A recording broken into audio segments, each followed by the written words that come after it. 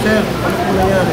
Hindi na namin malaman kung nasaan ang asawa ko. Ang alam ko po, nandito sa sama kabit niya eh. Dahil nag-chat sila sa akin eh. Nirespeto kita na mahabang taon! Alam mo ba, ang mga pinagkagawa mo sa kuya ko! Ha? Pinagpasentrahan ka namin kasi pamilya ka namin! Yung binubugbog ako ng kuya mo! Binubugbog! Palusan ka! Noong March 8, 2024, pagdating ni Senator Raffy Tulfo sa TV5, dumiretso siya sa Action Center. Sa dami ng kanyang nakausap na humihingi ng tulong, isa ang labis na nakakuha ng kanyang atensyon. Ito ang sumbong ni Rolly Morillo, construction worker, na may 6 na anak. Hindi mapigilan ni Tatay Rolly ang mapahagulgol habang ikinukwento kung paano sila inabanduna ng kanyang misis na si Rachel.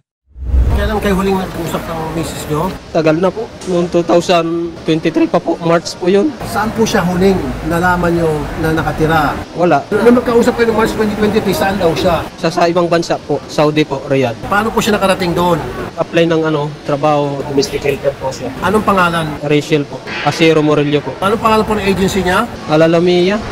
Attorney, meron kaming kaso rito, yung mister, hinahanap ng kanyang misis na OFW sa Saudi Riyadh. Is this something that I will be referring to, OWA o DMW to? Hindi naman po sa OWA. Kasi po, we share po the same database lang po. Okay. So we will be referring this to MWO po, Riyadh, para po makausap po yung kanyang employer and then i-report din po sa police authorities para po makahanap po siya. Okay, I'll give you complete name. Ang importante kasi kay Mister, malaman kung nasaan siya, anong kalagayan niya, kumusta na siya. After 1 hour, babalikan po namin kayo. Ano po, ma'am? Ma'am, attorney. Okay? Sige po, sige po. Thank you. 1 hour, malalaman natin kung siya ba ay nasa Saudi pa o siya ay nakauwi na. Pag nakauwi na siya, then labas ng OWA. Nang matapos daw ang kontrata ni Rachel sa Saudi, hindi na nga raw ito nagpapadala ng pera noong nasa Saudi at pagdating pa ng Pilipinas. Ito ay naglaho na parang bula. Suspetsa ni Mang Rolly, ito'y dumiretso na sa kanyang lalaki. Ang next na tanong, saan siya tumuloy from the airport and then kung saan man siya pumunta. Okay. Yun ang maging problema. Ang alam ko po, nandito sa sama kabit niya eh. Dahil nag-chat sila sa akin eh. Doon yun sa agency na pinuntahan ko. Si Rachel daw umuwi. Tagal ko na po yan tinitiks. Nagre-reply pa lang po kahapon. Mula September. Kung ano na nangyari sa asawa ko, kung nasaan na. Tagal ko na yan. Nagre-reply pa lang sa akin. Uusapan daw nila ng mga asawa ko. Kung makukumbinsi daw umuwi. Kung kakausapin pa daw ako. Tapos nag-chat sa akin na hindi daw gusto ng asawa kong makipag-usap sa akin. Di, maghintay na lang daw ako na umuwi. Di, sabi ko naman, kung yan ang gusto nyo, o di sige, maghihintay na lang ako kung kailan siya uuwi.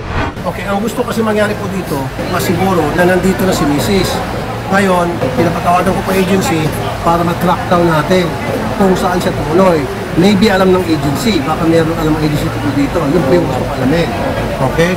Ma'am Heidi, nasaan po si Rachel Asero Morillo? Sir, si Rachel, as per checking ng aming counterpart, naka-out na po siya ng Saudi, sir eh. Kailan po? Since when? Noong November 20 po, November 20, 2023. Naka-out na siya ng Saudi, meaning nakabalik ng Pilipinas. Ipapacheck po namin yan sa immigration kasi chinek po yun sa system ng immigration sa Saudi. Kasi pinahanap namin siya sa aming counterpart. Kaya na po, so sa immigration ng Saudi, lumabas po siya ng November 2023. Anong pong date sa November?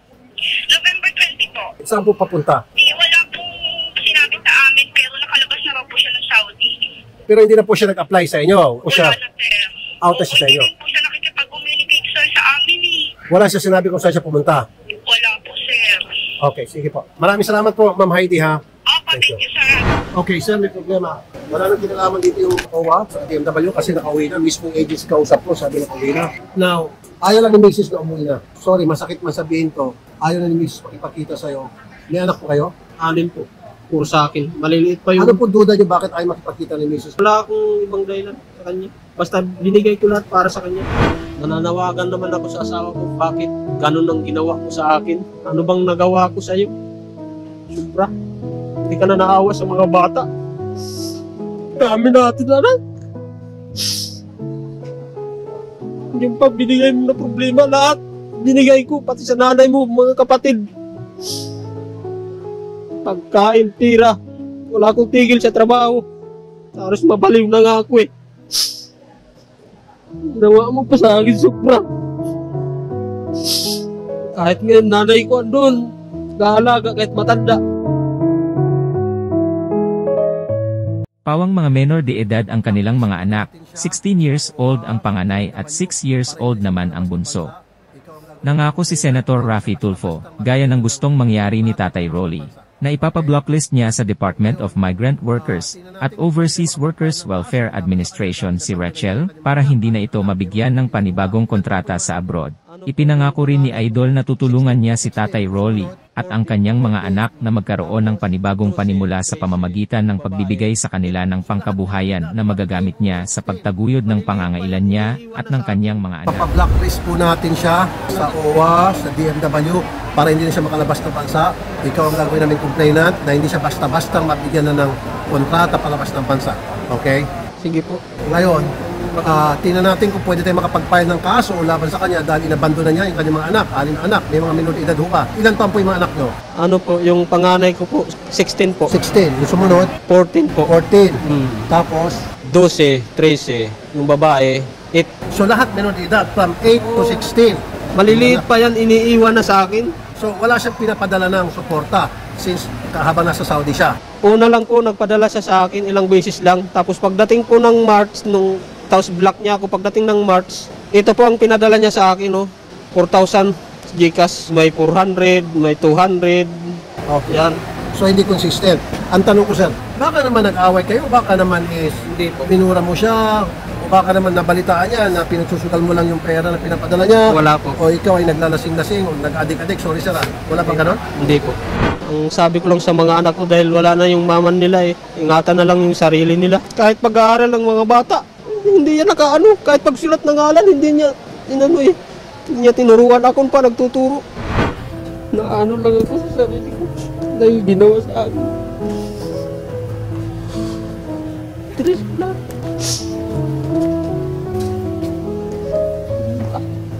Walang naidulot niya na maganda sa buhay namin. Gusto ko lang mapaganda yung pamilya namin. Ngunit hindi niya nagawa hanggang sa ngayon.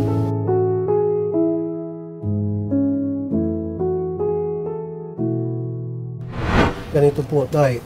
Sasamahan kayo namin sa summer. Tingnan namin kung anong pangkabuhayan na pwede namin maibigay, mai-set up para sa iyo, para makatulong sa mga anak mo sa pag-aaral. Kung ano po yung gamay ninyo na anak buhay. Bukod sa construction, ano pa ho bang alam nyo? Dami po kong alam dahil sa sobrang hirap ng buhay sa summer. Pangingisda, lahat sa bukid, pagtatanim ng palay, pagkukupras, ginawa ko lahat para mabuhay lang sa mga anak. O sige, pwede namin kayo bigyan ng bangka, lambat kung gusto niyo pang mangisda. O pwede namin kayo bigyan ng puhunan para bumili kayo ng isda and then ibebenta sa palengke, pupunta sa Lampasigan. Yung ba, may experience kayo? Ganon? Yung, Dati mo akong mangingisda gusto niyo po maging mangisda, bilang kayo ng bangka. Kahit ano po, mabuhay lang yung mga anak ko. Samahan sa sama and then evaluate natin yung magandang pangkabuhayan para sa kanya na kaya niyang itaguyod, kaya niyang Mahirap din kami doon, sobrang hirap din. Sige po. Okay na po yan, Tay. Ayos na. Congratulations, meron na po kayong bagong pangkabuhayan. Sana po maano niyo yung asawa ko. Huwag mo na isipin yung Tay. Kasi di kanya iniisip, so huwag mo siya isipin. Di ba? Hayaan mo na, Tay. Kasi habang iniisip mo siya, lalo ka nagka-problema, di ka naman niya iniisip. Tay, ang inaano ko lang po dyan, baka mamaya, pag gumanda na yung kabuhayan mo, nag-click na, baka bumalik, huwag kang makipagbalikan. Hindi na po, dahil doon pa lang sa summer, alam kong may lalaki na. Ayun. Doon, kapitbahay din nila. Kapitbahay! Oh, ba't di mo puntahan? Dami ng anak ko. Okay, sige. Okay din, Tay, ha? Tay, huwag mo na siyang isipin, okay? Kung hindi ka pumunta dito, Dahil sa mga utang hindi niyo. talaga ako magpapakita sa'yo. Magpapakita ako sa'yo kung kay Tolpo o sa pulis. Pero kung tayong dalawa lang, hindi. Hindi ko sinasabi na Nirespeto kita na mahabang tao! Alam mo ba, ang mga pinagkagawa ko sa kuya ko! Hindi ko nakita. Ha? Pinagpasentrahan ka namin kasi pamilya ka namin! Yung binuha ko ng kuya, Binubuhat mo! Palusan ka! Sabi pa sa kapitbahay doon na patay na daw yung tatay niya. Andyan lahat. Para lang po magkapera. Oo, magaling yan eh. Ay, ma'am, pinatay mo.